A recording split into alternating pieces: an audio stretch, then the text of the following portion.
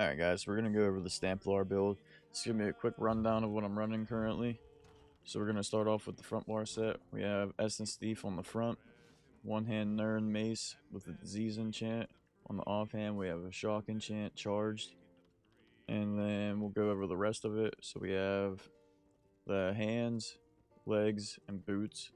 As well as Essence Thief, we have two well fitted, an impen, tri-stat on every single piece. And then what Essence Thief does is that's going to give you 4,800 stamina, or health, 4,356 stamina and 10% damage every time you pick it up. And all you have to do to proc it is a light attack or a heavy attack, and it's going to put down a green rune, and just you got to go walk over it pretty much. Back bar, we have Rallying Cry. This is going to give us 2 lines of crit and max magic. We're going to get 300 spell damage from it and weapon damage and 1650 critical resistance depending on how many people are in the group. So we have a defending resto staff with that, with a weapon damage enchant. So that way we get more damage out of it, more healing.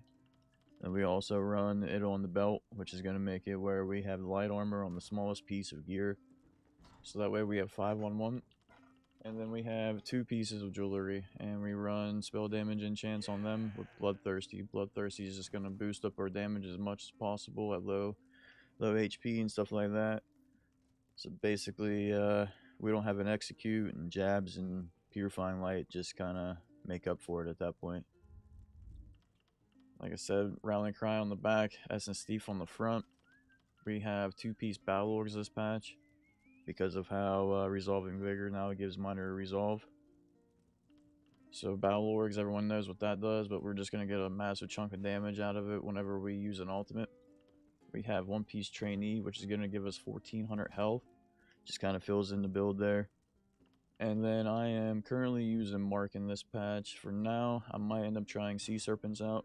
We shall see, maybe even Death Dealers, I'm not sure, but currently we're using this and it gives us 200 weapon and spell damage and 2,314 resistances. It's a little bit higher because of how the percents work on this game from the minor and the major sorcery. So, yeah. We shall get into the skills. In the front bar, we have Biting Jabs. It's going to be our main spammable. It also gives us a sorcery buff, stuff like that. We have Resolving Vigor. It's going to be our heal on the front bar. It's every 5 seconds. It's also going to give us the minor resolve, like I was saying, where we're not running magma anymore. And we have Battle Orcs. So we have Camo Hunter. This is going to increase our spell damage just for having it slotted. It gives us minor Berserk as well if you crit from the flank. And it's also going to give us Major Prophecy and Savagery. So it's going to increase our crit rating as well. Very good skill.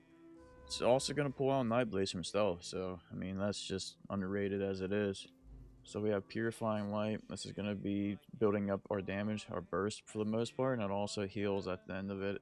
The heal isn't exactly the biggest amount, but it is there. We don't use Power of Light because we're using Stam Jabs, and we have that charged offhand. So what that does is it's going to proc the Minor Breach from the Sundered effect, the status effect, so we don't necessarily have to run Power of Light because of that. This gives us more damage because this is one of the only damage skills in the game that's spell damage scaling or weapon damage scaling. When we use Binding Javelin, this is kind of like a flex spot. I personally like having the CC because of people blocking and stuff like that. This goes through block, and it also ignores their resistances. It's a little costly, but I personally just really like having it. And then Dawnbreaker on the front bar. I personally like this because you have the increased spell damage passive from the Fighters Guild. And then it's just an AoE stun that does damage and has a tick as well. AoE, or AoE dot tick, sorry. So it's really good, I like it. You could also put Crescent Sweep there, it'd really be a solid option as well. But I like Dawnbreaker. On the back bar, we're using Restore and Focus. This is the Stam Room. This is where we get some healing. We get some stamina recovery from this, and we get our major resolve. We have Honor of the Dead. This is our burst heal. Pretty much just sums it up there. We get low health. We use this, and it also restores some of our magic back. This is why we use Honor of the Dead instead of the other morph. Extended Ritual to get everything off of us with all the negative effects on us. This is a this is a really good ability. It also heals for a decent amount if you stand in it. So if you put down your rune, you have this. You have your bubble, which is we're showing next. You have your vigor, and then you hit your honor dead. You have a lot of healing coming in at that time. I use Race Against Time. This gives us Minor Force, Major Expedition, and a Snare Removal. So it just is so much in one ability. The Minor Force on a Khajiit with a Templar just is it's a lot of crit damage. And then I'm personally using Living Dark this batch as well still. Gives us a snare that we put on people, it heals us. And yeah, I mean it lasts for 12 seconds now. Doesn't heal for as much as it used to, but I mean it's a 2.3k and that's without my minor mending, major mending, so it goes up a decent amount. And then right now we are using Life Giver. This is the Resto Ult. This is just a kind of a nice oh shit moment to have. I enjoy using it. Let's see, like I said, we are, as you can see, a Khajiit.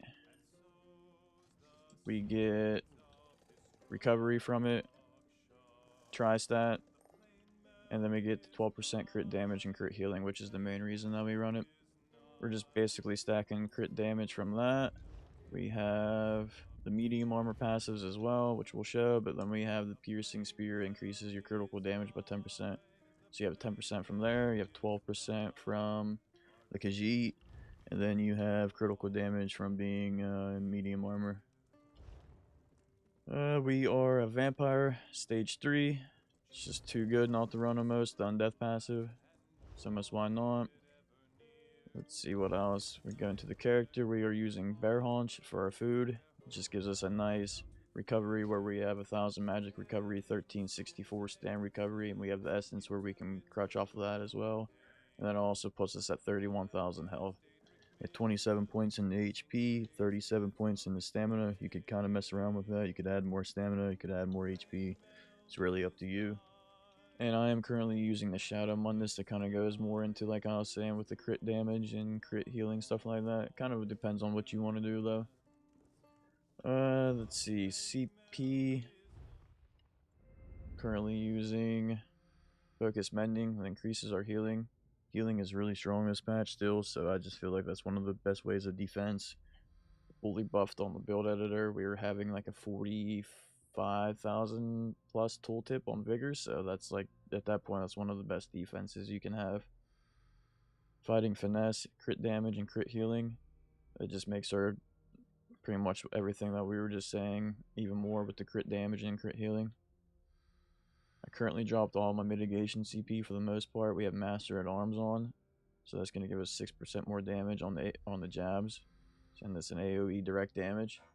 And then we're running Occult Overload just because it's honestly too broken not to run this 12.8 thousand damage whenever we kill somebody with a status effect on them, and then we're running Charged on the offhand, so that just procs that more. Red CP, we have Survival Instincts because that's 25% reduced cost. It's just too good. I'm currently using Celerity, 10% movement speed, one of my favorite ones in general. And then as of right now, I have Sustain by Suffering. I really like this one personally, even with a Plar. And then I'm using Pain's Refuge for now. I might end up trying to change this because I do purify a decent amount, but I tend to have a lot of negative effects that I still feel like this is worth it, so we keep this on. Green CP doesn't really matter as long as you have, in my opinion, the Breakfall, right? Let's be real. Other ones don't really matter. I think that's it. Let's see. I think I forgot the pots as well. We have tripods, and occasionally we use heroism pots just so that way we can rip more Dawnbreakers, higher Dawnbreaker battle orgs, and resto ults for defense. I think that is everything. Appreciate you guys. Thank you for stopping by. Make sure you stop by the stream. Imperial XI on Twitch. Appreciate you guys. Later.